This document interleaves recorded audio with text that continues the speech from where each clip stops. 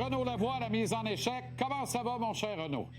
Difficile de demander mieux, mon cher Jean-Charles. Parlait justement avec notre bon ami Mario Archambault qui nous a annoncé au cours du week-end sa retraite. On va s'ennuyer, mais hey, c'est pas tout de suite, là. Fin de la Coupe Stanley, fin de la finale.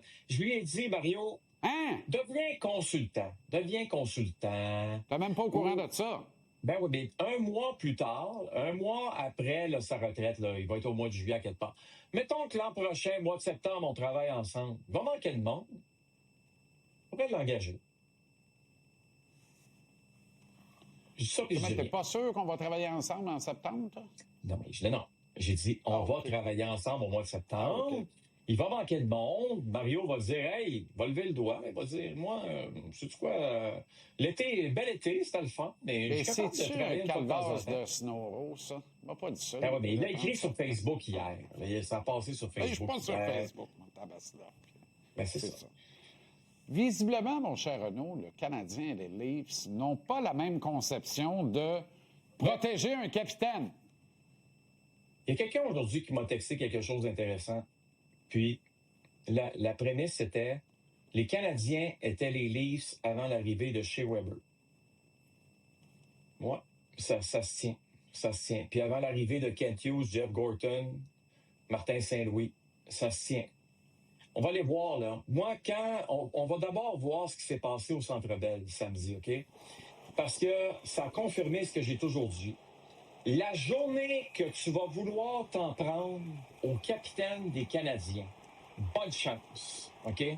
Kaden Goulet n'est pas passé par 4 chemins. De se faire expulser du match, je ne pense pas que ça lui dérangeait. Regarde Mike Madison pour s'assurer lui aussi. Alex Stewart, tout le monde a sauté dans le tas, là, en voulant dire Nick Suzuki, ça sera pas possible. Tu ne peux pas toucher à Nick Suzuki, OK? Puis, juste vous rappeler ce qui s'est passé à Toronto il y a 2 semaines de ça, parce que c'est important de le montrer. Ça, c'est inacceptable. Premièrement, 5 matchs de suspension, c'est inacceptable, mais au-delà du 5 matchs de suspension, tu ne peux pas, dans une organisation qui est fière, que tu aimes ton capitaine ou non, tu ne peux pas être sur une patinoire et laisser ça passer. Je m'excuse, Jean-Charles. Si tu sautes sur quelqu'un qui n'est pas la bonne personne, rappelle-toi David Perron, je me rappelle, jouait pour, je pense que c'était les Red Wings à l'époque, puis il y a un de ses coéquipiers qui s'était fait frapper comme ça, à peu près le même genre de geste. S'en était pris à un autre joueur qui n'avait pas aucun rapport dans la scène, mais il s'était dit, ce n'est pas vrai que je laisse les choses passer. On ne peut pas être sur une patinoire et ne pas réagir. Que ce soit ton capitaine ou quelqu'un d'autre en passant, c'est au même niveau.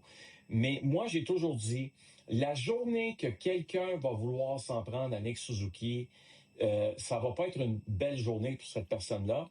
Et si ça avait été, et on va toucher du bois, là, que jamais ça arrive, si Radko Gudas un jour décide de faire ça à Nick Suzuki, il y a des bonnes chances qu'il y ait quelqu'un qui saute par-dessus le banc puis qui décide de s'en prendre à cette personne-là. Et c'est comme ça que ça doit être en passant. Tu ne peux pas accepter une chose, tu ne peux pas accepter un geste dangereux à l'endroit d'un joueur important dans ton équipe.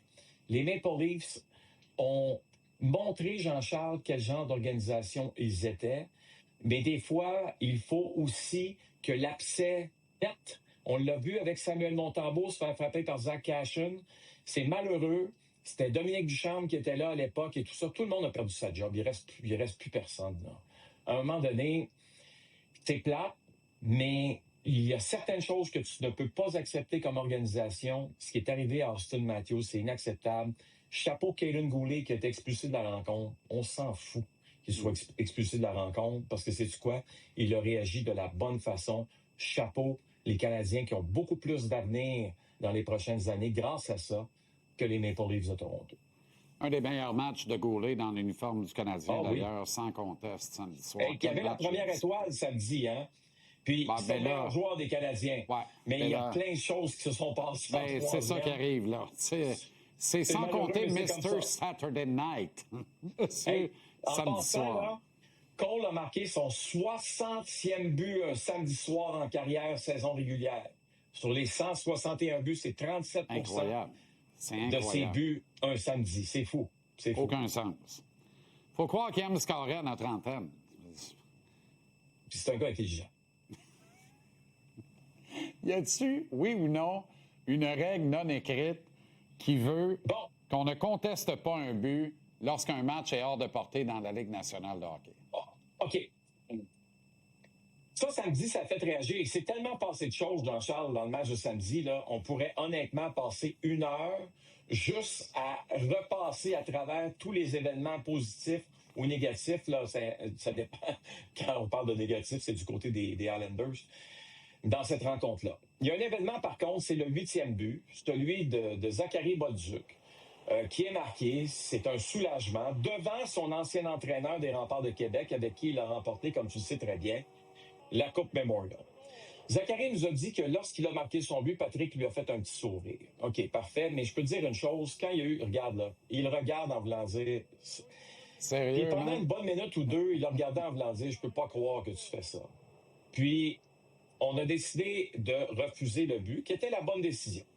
J'ai demandé à Martin Saint-Louis, est-ce qu'il y a une loi non écrite, Martin, quand le match est hors de portée? Est-ce qu'il y a une loi non écrite qui dit tu laisses faire?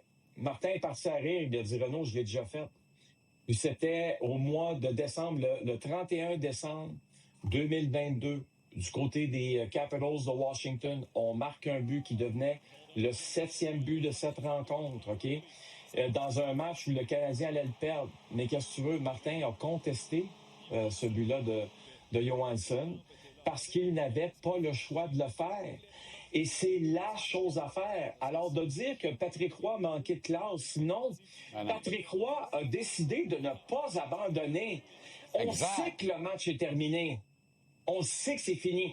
Mais imagine le message qu'il aurait lancé à ses joueurs, OK, s'il avait dit Exact.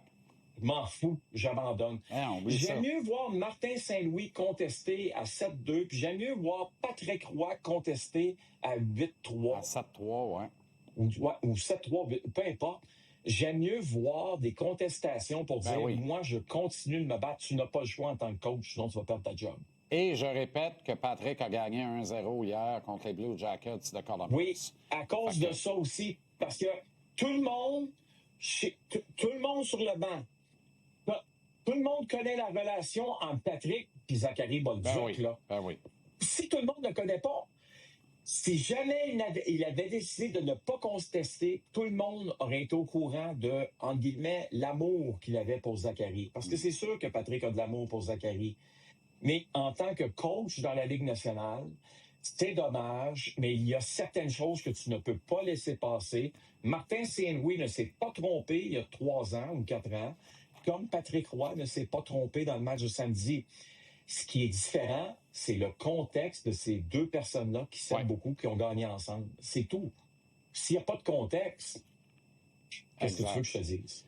OK, on se garde l'obstruction des gardiens, un cirque pour demain, Renaud, on n'a plus le temps. On va en parler demain, si tu le veux bien. Je pense qu'une semaine, j'étais à la réunion des directeurs généraux. C'était un gros sujet, puis on nous a dit tout va bien. Ah oui, tout va très bien. Demain, tout va toujours très bien, Madame la Marquise. Bonne soirée, Renaud, à demain. Salut Jean-Charles, à demain. Salut.